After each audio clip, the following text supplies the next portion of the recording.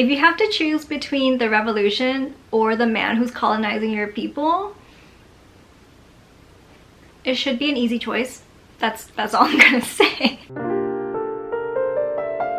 Hi, I'm Catherine. You can call me Kat. I do cozy book and sustainable fashion content on YouTube, Instagram, and TikTok. Check it out if you want. But I know what you're here for, so let's get into it. I did it. I read To Gaze Upon Wicked Gods by Molly X. Chang, and that is 3 days of my life I will never get back. I'm just gonna be upfront that this is an extremely critical review, so if you like the book and you don't want to hear criticism of it, please scroll away. This is your warning. Don't say I didn't tell you.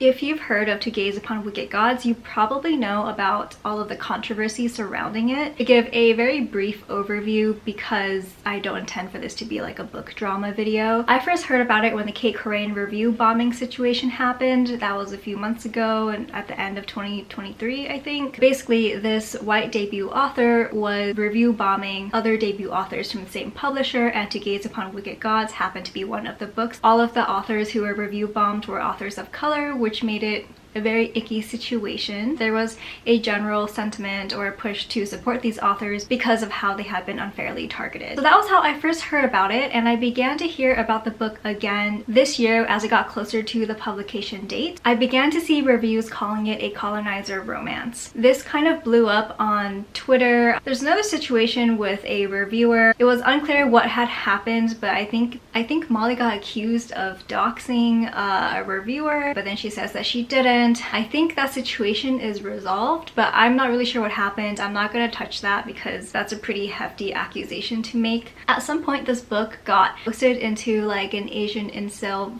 forum, and Molly started getting like hate and like death threats. It was like definitely a very awful situation for her to be in. Molly X. Chang, in her attempts to defend herself from these claims, spoiled the title of her second book. I won't put it here in case you don't want that spoiled. Basically to say like, look, this is not going to end up being a colonizer romance, no matter how it is written in the first book. That is a very brief overview of all of the controversy surrounding this book. Another thing I will add is that one of the reasons why this book has been so heavily criticized as being a colonizer romance is because the author herself has been marketing it as a Zutara-inspired book, as like a dark romance. She has been marketing the colonizer love interest as like a villain love interest. So there is that aspect of it where it is being marketed as a romance. Knowing all of that, I kind of had an idea of what the book would be about. I thought that it would have a kind of clear anti-colonial message,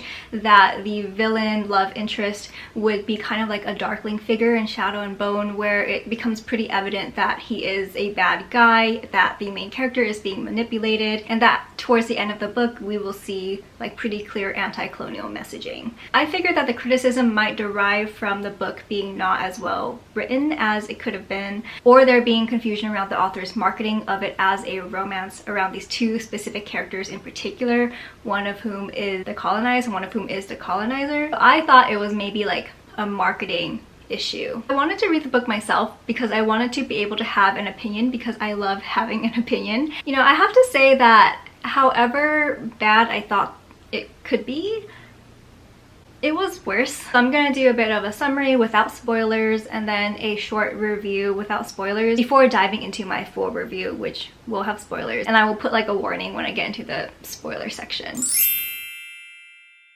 According to the author's note in the beginning of the novel, To Gaze Upon Wicked Gods is a fantasy based on the Russian and Japanese occupation of Manchuria and China. She also mentions Unit 731 in the author's note, so keep this in mind. If you don't know what Unit 731 is, I encourage you to look it up, but please know that it is one of the most horrific atrocities in human history. To give a very short summary of what it was, it happened during the Japanese occupation of China. The Japanese were basically running human experiments on prisoners, and the reason why a lot of people don't know about it to this day is because after World War II, the US basically had this deal with Japan that if they handed over their scientific findings, that it would kind of be swept under the rug. So no one faced accountability, like no one was tried for their crimes. It was really one of the darkest parts of history that a lot of people unfortunately really don't know about. But keep that in mind because the author does mention that in the author's note in the very beginning of the novel before we get into anything, and that really colors how I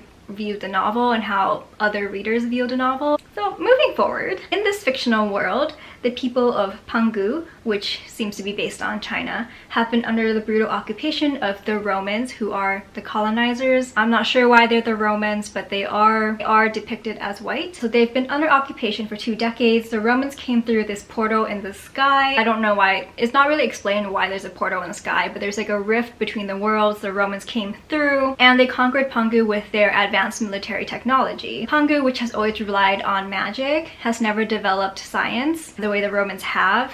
Yeah, so everything in Pangu relies on magic, so they just like they apparently have never developed science or technology, which, you know, there's a lot of holes in this world building, but we'll keep going. The Romans have also subjugated Pangu by getting people addicted to opium, which seems to be a pretty obvious stand-in for opium in this book. The main character is young Ruying, a girl blessed with the power of death, which means she can kill people without even touching them. But using this power shortens her life, and this is like a main world building aspect in this world, where using magic can shorten your lifespan, or if you use too much magic, you can die. There are also other magical pangolins, which is, I don't know how you say it, pangolins.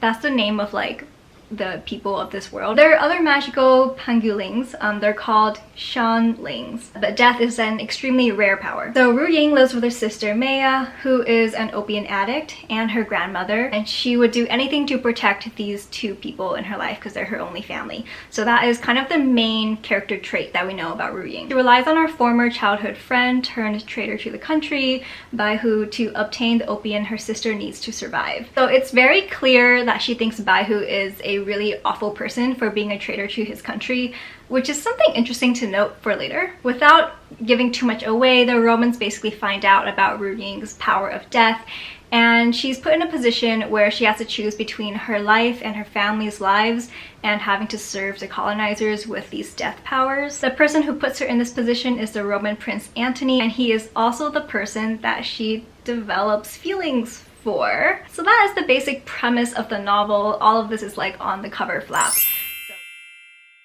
Did I think To Gaze Upon Wicked Gods was a colonizer romance?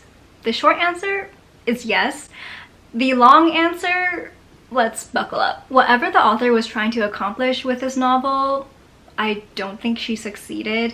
If it was supposed to be a dark romance like she's been advertising, it only succeeded in making me extremely uncomfortable because of the colonized colonizer dynamic, to the point where I had to skim passages.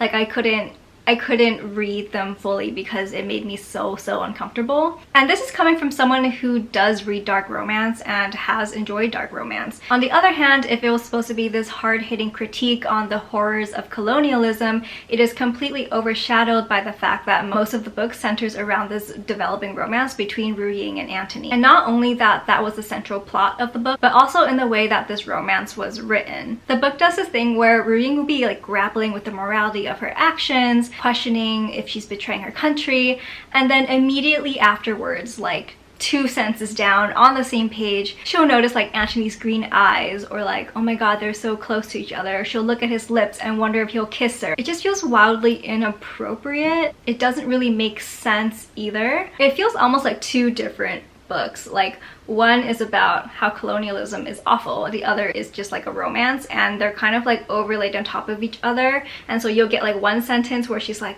oh my god, like my people are oppressed, and then the next sentence would be like, but my heartbeat quickened. And the next sentence would be like, am I a bad person for working for the colonizer? And then the next sentence would be like, but his eyes lingered on my lips. It's just a very weird and confusing way to write this dynamic, where it gets to the point that you're not actually sure what the author is trying to say. I will say that in the beginning of the book, it seems pretty clear that it is anti-colonial. From the very beginning, we are subject to info dumps about how awful the Romans are and all of the horrors that Ruying has witnessed at their hands, the personal impact it has to her family and her community. Even when she first meets Antony, she very clearly associates him with the empire that is doing all of these awful things. So to me, it was very clear that, okay, like if any romance were to develop, it could be like Ruying being manipulated, it could be like an abusive relationship, and it could showcase how awful colonization is on this deeper level. But I would say that the more I read it, the more uncomfortable I became because of how the romance was written, and I will get more into that in the spoiler-filled review. But without spoilers, I think that's like the most I can say. Because the author does say directly that all of this is inspired by the Russian-Japanese occupation, she mentions Unit 731 in the very beginning of the novel. When you're reading it with that lens that she gave you herself, she like told you to read it with this lens basically, it just makes the romantic interactions very, very uncomfortable to read, which I think even if you didn't have that lens, it would be uncomfortable to read. But knowing that it is based on real life oppression, and this is something that like as a Chinese American, when I found out about Unit 731 for the first time, and I actually did find out through a piece of fiction, I found out through one of Ken Liu's short stories, and I would say that his short story did an incredible job of tackling this topic with care and gravity, the care and gravity that it really merits. That destroyed me for weeks. Like it was such a difficult thing to learn about, to like wrap my head around it being like something that actually happened in history to real people. And to have this book that is inspired by that, to have it be a romance between this main character who is part of the colonized people and this person who is not just part of the colonizers but is a person in a position of extreme power, like someone who is actively enabling the colonization, to me just feels extremely disrespectful. I know the author says that this happened to her own family, so it's very personal for her, but it also happened to other people's families, and it's also very personal for them. I feel like no matter what her intentions were, the execution of it felt extremely irresponsible and inappropriate. I think that the backlash that it got for it being a colonizer romance was well deserved. I don't think obviously she should have gotten the harassment and hate for it that she got, but I think criticism of the book itself as a colonizer romance is merited. In terms of the writing, there's a lot of telling and not showing, which in particular for this book I think does it a great disservice, because we get told a lot how Ruying feels and what her motivations are, but we don't actually see a lot of it demonstrated on the page. And so for a main character who makes a lot of decisions that the reader may not agree with, it makes her actions and motivations less believable, and it also makes her less sympathetic of a character if you can't really understand why she's doing what she's doing. In terms of the world building, it is pretty thin and underdeveloped. The magic system is actually quite interesting, but it's kind of just there. The author doesn't really do much with it. And I think this is because she spent all of her energy developing the romance that never should have been. Also, something that I found like random and weird was that a lot of the Pangolians will have like colored eyes, like blue eyes or something. They're very clearly based on like Asian people, so we'll just leave that there because there's a lot of other stuff to unpack. In terms of the characters, and I will definitely get into this more in my longer review, Ruying is just an incredibly frustrating main character to read. She's not really giving a lot in terms of personality because, again, of the telling and not showing. You know what her motivations are, but it's hard to believe that. All you really get is that she cares about her sister and her grandmother, but it's not really clear that her actions are really helping them. I think morally gray characters have to have a lot more depth to them for you to not only understand their actions, but to be able to sympathize with them. And with Ruying, we didn't really get that. She was a very one-dimensional, underdeveloped character, which is really unfortunate because I thought the idea of like a coward main character is such an interesting one. It is something that was very relatable, something that we don't often see in fantasy stories, especially female main characters. I will say that there was one chapter of backstory that I really enjoyed about Ruying, but there wasn't really enough there. That wasn't really built upon very much because, again, I think that the author was putting all of her energy into the romance arc that should have never been. I also didn't find the colonizer prince a morally gray love interest either. I think there are some things that you don't really need to explore a moral ambiguity with. I think like the colonization, the subjugation, and the land theft of an entire group of people is not really a situation that calls for moral grayness. So if you haven't read the book, I'm just gonna tell you what happens because I just need someone there with me. I need someone on this journey with me. So remember how I said that Ruying gets captured by the Romans and she's put in this position where she has to either work for them or die. She gets captured and imprisoned. She's like in the dungeons and then she's let out. They want her to like showcase her powers, whatever. They want her to kill a person. She like kills them like 99% of the way there, which is like a thing that she does. Like she will like kill people but not all the way because she feels bad about taking a life. which I guess is the author trying to show that like she does have morals, but it's extremely inconsistent. And you'll see when you'll see as the rest of the book progresses that it like doesn't entirely make sense. And then she makes a run for it. And then as she's making a run for it, she gets tackled by these guards. The eldest Roman prince, Valentine, tries to stab her with an opium needle to make her an addict so that she will be totally within their power. But Antony comes and he's like, you can't play with my toys. And then he like saves her and she's like, okay, great. But at this point, she still hates him and sees him as like the colonizer prince, which is, you know, that's good. That is what he is. So she's not completely Delulu yet, but we will get there. Don't you worry. So at this point, she belongs to Antony. He tries to make a deal with her, but she doesn't really have any leverage because she is still like a prisoner and a hostage of this colonizing, occupying power. So he tries to make a deal with her. He's like, I want you to kill people for me. He wants her to be his assassin. And she's like, I don't really want to do that, but I also don't really want to die, which, you know, is understandable. But then she is like, well, I only really want to do this to protect my sister and my grandmother. Keep in mind, however, that her sister is part of the resistance. Her sister has said she would rather die than live under the heel of the oppressors. So her sister is like the last person who actually wants this type of protection. And her grandmother has also said that she never wants Ruying to use her powers of death to kill anyone. So her grandmother also doesn't want this. So if either of them knew, they would definitely be like, Ruying, don't do it for us. But, you know, moving on, Ruying's like, yeah, I'll only do it to protect my family. Antony's like, all right, I'll protect them. And then he takes her and like forces her to kill someone. She won't do it. So then he kills them with a gun. And then he takes her to her family's house. So they're in the car in her family's house. She takes his gun, holds it to his head, which is like her one act of insubordination. And he's like, shoot me. Like, you have to shoot me. If you don't shoot me, you don't want to know what I'm going to do to your family. So he starts counting down like 3, 2. He's like, you don't want to know what happens when I get to 1. So she pulls the trigger, but the gun is empty. You know, she's been had basically. And then he takes the gun from her, he loads it, and then he holds it to her head. And he's like, if you ever pull anything like that again, I will kill you. So that is their meet cute. After that, he takes her back to the Roman compound or whatever. And then he makes her kill this fellow Panguling dude who has magic. He's like, oh, he's a really bad guy. So she kills him, and then he comforts her while she cries about all her guilt about killing this man that he forced her to kill. So already you can see like, okay, like maybe he's manipulating her, you know, she doesn't really have a choice. Like, these are things that I get. I think this is where the book goes from what could have been a pretty uncontroversial, if not spectacular book, to one that becomes so confusing in its messaging that people genuinely believe that it is a colonizer romance. But after this point, Antony reveals that he is adopted. And he's like, that's why I understand people like you, that's why I care about people like you, because I guess like being adopted and coming from the streets means he can empathize with the people that he's colonizing.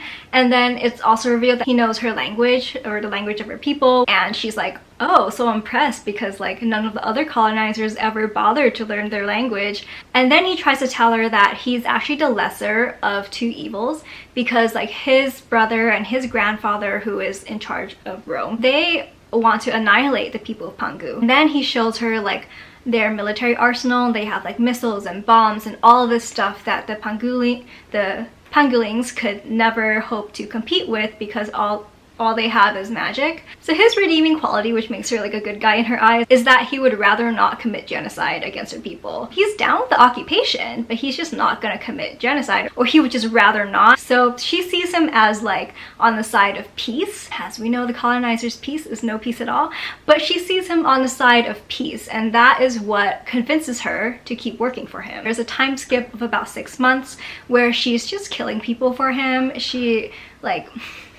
She just becomes his assassin and does everything he tells her to do. This part is extremely confusing because it tells you that she's killing a lot of people, and you can see that, oh, she feels guilty, but then she also believes it's for the greater good, which is very difficult to buy. We don't see anything that Antony really does to gain her trust in these 6 months. We don't really see her developing feelings until like suddenly she's like, I'm into this guy. We don't see how he's manipulating her for those 6 months, how she's been isolated. She's too afraid to go back to her family because she doesn't want to put them in danger, and she's also extremely ashamed of what she's doing. So she's isolated, she's alone, and she's extremely susceptible to this manipulation by this guy who is basically in charge of her entire life, can kill her at any moment if she doesn't do what he tells her to do. We know these things, but we don't see it on the page, and so it's hard to know how she suddenly goes from I hate this guy, I hate the colonizers, to staring at his lips when they're talking. It is very, very confusing. Another thing that I could just not get with was Ruying's motivations and how she's like, I'm only doing this for my family, I would do anything for my family. She basically says like it doesn't matter how many people die, she's gonna keep doing it to keep her family safe, but it's not really clear that what she's doing is actually for the good of her family. Like I mentioned before, her family would rather die than live under oppression. Even if Antony didn't want to protect my people, I would be here, forsaking my country and kin for a more selfish need to survive, to protect those I loved. For my family, I would gladly forsake the world. I hated this. I hated this so much. I hate that it's positioned as like, oh, her problem is that she loves her family too much, when her problem is actually like she's really selfish and she's down to kill people as long as like she's okay. And at the same time, she's trying to justify that this is actually for the good of her country because Antony is the only person who would keep the peace and not genocide everyone. So she has these like two very conflicting core beliefs that she keeps repeating to herself over and over in this book. She keeps saying, I would do anything for my family, everything's justified for my family, doesn't matter how many people I kill. And on the other side, she's saying, but actually I'm doing this for the good of my country. It doesn't really make sense. It makes her sound like completely delusional. She's very inconsistent and just seems to be a character who is not so much morally gray as morally bankrupt. Like it seems like she doesn't have any morals or red lines at all. I think the thing with morally gray characters, which makes them really interesting, is when you do discover like, oh, their red lines are here and this is why. You also understand their actions and why they're taking those actions. With Ruying, you don't really get either. You don't really know why she thinks it's okay to kill a father in his bed on Lunar New Year while he's celebrating with his family. You don't know why she thinks that's okay, as long as she's doing it to protect her own family, who doesn't even want her to do this for them. And she also doesn't seem to care about her country or her people as a whole throughout the book. So when she does turn around and say, well, actually, I'm doing this for the good of my people, it sounds very disingenuous, sounds fake. And she's very clearly lying to herself.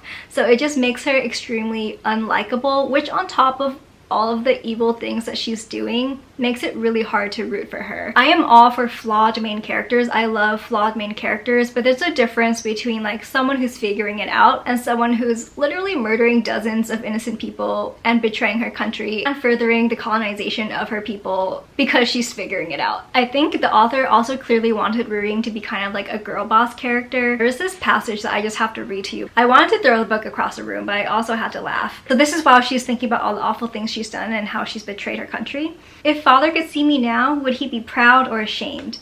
He'd probably see it as an accomplishment if I were a boy, and an act of treason because I was a girl. This was how things had always worked. Like, girl, no, he would see you as a traitor either way. You are murdering your own people, you are cutting off your country's only resistance, their only hope of freedom, off at the knees. In no circumstance would anyone see this as heroic.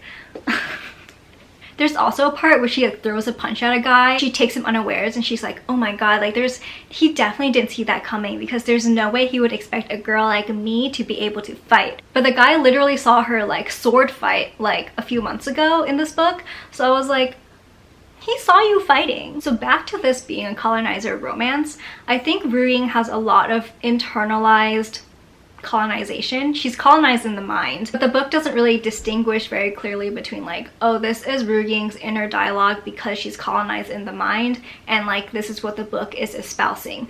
So the book comes off as very anti-resistance. Ruying is constantly dismissive of the resistance. At one point, she refers to her sister's involvement in the resistance as hate and revolution. She views the resistance as martyrs who die for nothing. And her reasoning is that she would rather be a coward and live than a hero and die. And like, that's totally fine. I think that's like a valid line of reasoning and an interesting one for the main character of a fantasy series to have. However, the fact that she respected Antony's apparent desire to keep the peace and thought he was a good person because like he didn't want to genocide them. Like he's okay with the occupation, remember that, but he just doesn't want to genocide them. But he's okay with the occupation, and she respects that more than the resistance that is literally trying to fight for her people's freedom. This girl is so colonized in the mind. We don't really get a satisfying character growth arc for how she unlearns that. It's not actually clear that that's something that she needs to unlearn, or that this is an attitude that is holding her back. So yes, this book does feel very anti-resistance, and I think that's another layer to why it feels like a colonizer romance. But speaking of the colonizer romance again, I wanted to talk a bit more about the love interest, Antony. He is the younger prince of the Romans. He's not the heir apparent, but he is scheming to be. So his redeeming quality, as I said, is that he is less genocidal than his brother and his grandfather.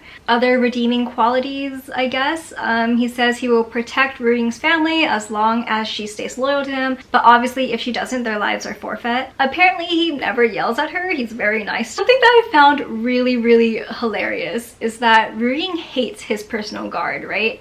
His guard is always like torturing her, like finding ways to be cruel to her, and she's like, I hate him.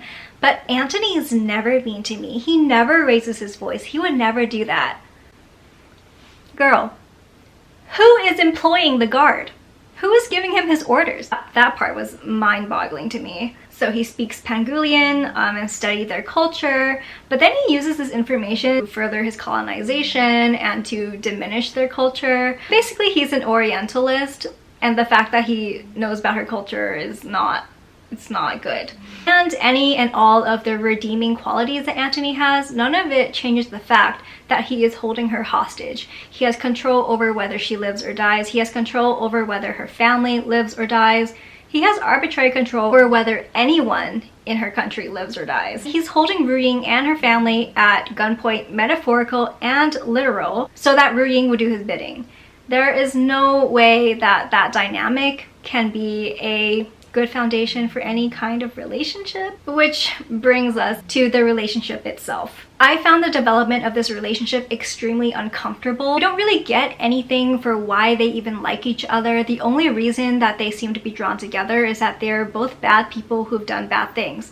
But the reason why Ruying has done anything bad is because Antony literally forced her to. I'm just gonna read you a passage from when she's starting to develop more feelings for him. But the more time we spent together, the kinder he was to me. The more comfortable I grew around him. The more I believed that I could hurt him. Just as he could hurt me, if not worse. I could break his heart. Could he break mine? We were allies, not friends, and certainly not anything more. Despite his beauty, despite all the ways my heart raced whenever his skin kissed mine in the faintest of grazes, we could not be anything more. We were of two different worlds, two different statuses. We had no future. To believe otherwise was foolish. Though he made promises of us being equals and allies, we both knew Antony had the power to break my heart worse than I could ever break his.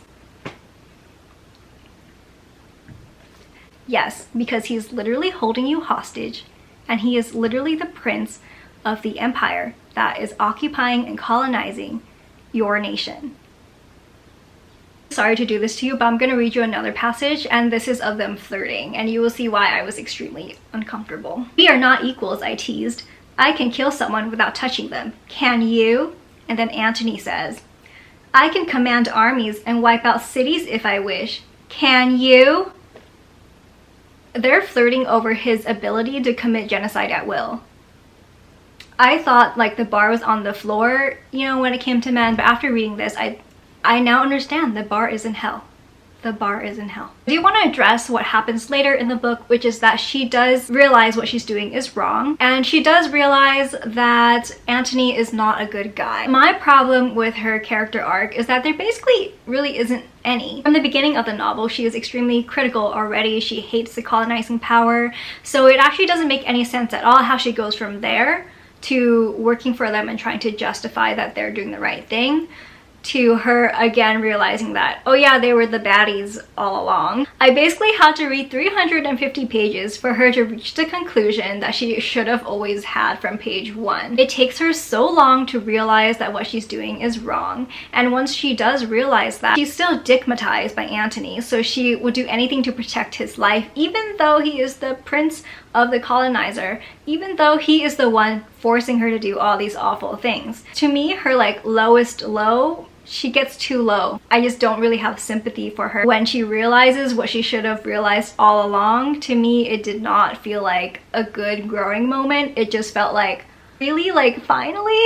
It felt like too little too late. So if you think of her journey as like, page 1, she's here. She believes that, you know, the colonizers are bad, blah blah, and then she goes down here when she's at her lowest point, killing all these people. And then she gets back up here when she figures out that, oh, she has been doing the wrong thing all along.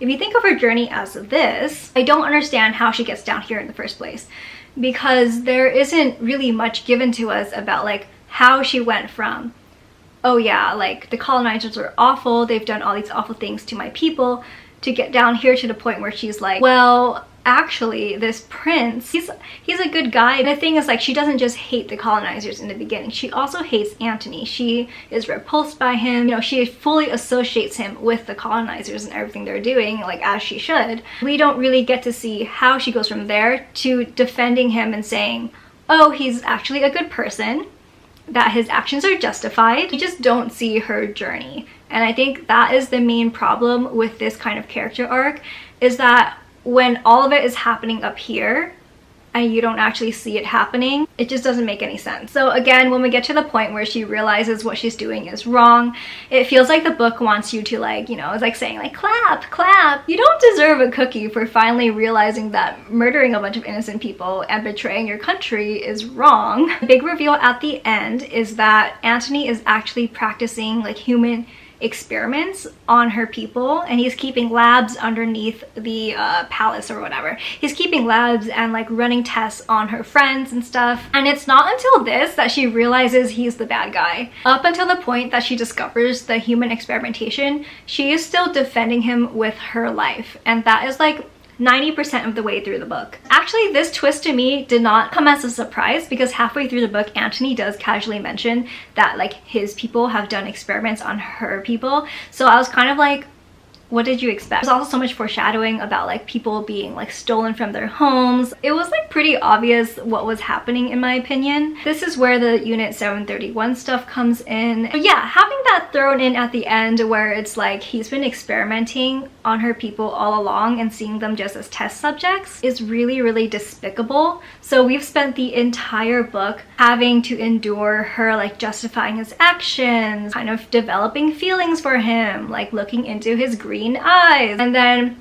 we get to the end and we find out like he has like a DIY Unit 731 in his basement. So that I found in extremely poor taste. Even at the end, like right before we find out about that, there's like a chapter from Antony's perspective where all it talks about is how much he cares about her and how his feelings for her are real. If anything happened to her, Antony would burn this whole world to the ground. He would start wars to keep her safe. And unfortunately, it feels like to me that the author wanted that chapter to be like romantic. Like it felt like she wanted to play into the whole like, I would rather have a villain than a hero kind of trope in romance, which, you know, it doesn't really work here, because he is literally colonizing her people. Like, it doesn't work here. It just doesn't work. And also the fact that this whole situation is based on real life genocide and war crimes just does not sit right with me. I don't really see how this can in any way not be romanticizing that. And, you know, no matter what happens at the end and how Ruying arrives at her final conclusion at the end of the book, we're forced to endure all of this like romanticization of this relationship between them and his feelings for her, and romanticizing the fact that he would start wars for her. Whatever anti-colonial messaging it may have is not strong enough to contend with the fact that it has passages like that in all the ones that I've read. Any anti-colonial messaging is completely overshadowed by the fact that it is romanticizing feelings that this colonizer has for one of the people he's colonized. He's trying to humanize him because he has feelings for her. Another thing about the lab plot twist is that when she sees the dungeons where the prisoners are held before they're experimented upon, screams tore through the air, sharp and piercing, a sound that made my bones tremble. I remembered these screams, a memory that felt like a lifetime ago. After the kindness Antony had shown me, I had almost forgotten everything the Romans did in those initial days after I was kidnapped. So she was in these exact dungeons. Remember how I told you that she had been imprisoned by the Romans and then Antony forced her to be an assassin? So remember that. Apparently she had completely forgotten about being imprisoned for like 7 days just because Antony was nice to her. I don't really know what, like... Like, she hasn't been drugged. She hasn't... The only thing that's happened is that she caught feelings for this guy. She is presented multiple times with the opportunity to fight for the resistance, and instead she chooses to protect her colonizer prince. If you have to choose between the revolution or the man who's colonizing your people, you know, it should be an easy choice. That's all I'm gonna say. She doesn't really seem to have a sense of self. She doesn't really have morals or principles that's guiding what she's doing. Even the reasons that she's justifying, saying like, oh, I'm actually doing this for my family, or I'm actually doing this for the good of my country, it rings false because of how inconsistent and contradictory they are. So the only conclusion that you can really come to is that she's doing this because she has a crush on this dude who's colonizing her people. She's doing this because she's like stigmatized. And I think that's a result of the romance being the most fully developed part of the story at the cost of the world building, Ruying's character, and her motivations all lacking depth because the romance takes up so much of the story. So what could have been better? Well, I think plot-wise, if she was trying to make Antony more of a darkling character to show how abusive and manipulative he was, then I think we needed to see those 6 months where Ruying would have been isolated and just taken advantage of and manipulated. Instead, there's a time skip during what I think is probably the most important part of the book. I don't really understand the choice here to skip over that part because to me, that would be the crux of showing why this is not a romance. So for example, if we take the Darkling in Shadow and Bone, in the beginning, he seems like a really great guy. From Alina's perspective, he seems great. He takes her in, he introduces her to like her powers that she never knew about. She joins this new community of people who are like her. To her, it seems like an oasis because this is like the first home she's had where she finally understands and belongs. And so of course she really wants to gain the Darkling's approval because, you know, he's the person who introduced her to all of this, and all of his attempts to cultivate those romantic feelings that she has for him can be seen as manipulation tactics to groom and control her. However, in To Gaze Upon Wicked Gods, we see from the very beginning that Antony is violent and cruel and ruthless. He, you know, from the very beginning, he imprisons her, holds a gun to her head, is like, if you don't do this, I'm gonna kill you and your family. So the red flags are bright red in front of her face. And it doesn't really make sense how she could ever believe that he actually is a good guy. That one POV chapter of his, all that chapter really does is try to humanize and gain sympathy for Antony because like, he might be a colonizer, he might be evil, but he really loves this girl. We don't really get that he's manipulating her with these feelings. Instead, we get, oh, his feelings are real. Romance is written very traditionally. Longing gazes, the heartbeat quickening, like all of this is like very standard romance stuff. None of it is really showing that he is manipulating and abusing her. Plot-wise, it is written like a romance. It hits the romance beats. It is written as enemies to lovers. So of course, people are gonna read it as enemies to lovers, colonizer romance. If Molly X Chang wanted to really show that this is not really a romance, she should have shown how Antony was actually manipulating Ruying and abusing her. And instead we get these like very odd passages where she's like, my god, I'm betraying my people, and then in the same breath is like, but he stepped closer and I glanced down at his lips. Would he come closer? Very, very oddly placed romantic moments that did not make sense and felt extremely uncomfortable, frankly. How could this have been better marketing-wise? This book is marketed as a romance. Even on the cover flap, it does make it seem like the central conflict is the romance and her developing feelings for this guy that she shouldn't have feelings for. The author herself has been still to this day marketing it as a romance, marketing it as Zutara inspired, saying that love interest is like a villain and morally gray. So if you pick it up based on any of the marketing, you're gonna go into it expecting a romance. And when you read the book, and parts of it do read like a romance, but the love interest is the prince of the people that is colonizing the main character's people, you're going to perceive it as a colonizer romance. Like, it's not surprising to me that people would be upset if it's marketed that way and the book is written this way. The marketing of the book speaks to a problem with the messaging of the book itself overall. It seems like it didn't really know what it wanted to do. It could either be a romance or it could be this anti-colonial book. It couldn't be both at the same time because of what the romance was and how it was written. And so because the messaging in the marketing is super confusing, the messaging in the book itself is super confusing, it makes a lot of sense why readers were turned off by it, why readers were really upset about it. And I think all the criticisms of it as a colonizer romance are extremely valid. I actually went into this book, like, even though I had read a bunch of reviews, I went into it with an open mind because I was really hoping that, you know, maybe it was just a book that explored very dark topics and that was why it made people uncomfortable, or that the plot twist and a character's growth would be worth it in the end for me to be able to endure like the colonizer romance aspect. But personally, this book gave me nothing. To me, primarily this book is a colonizer romance. That was mostly what I got out of it. It doesn't really matter what the conclusion at the end of the book is. It doesn't really matter what the second book is going to be, because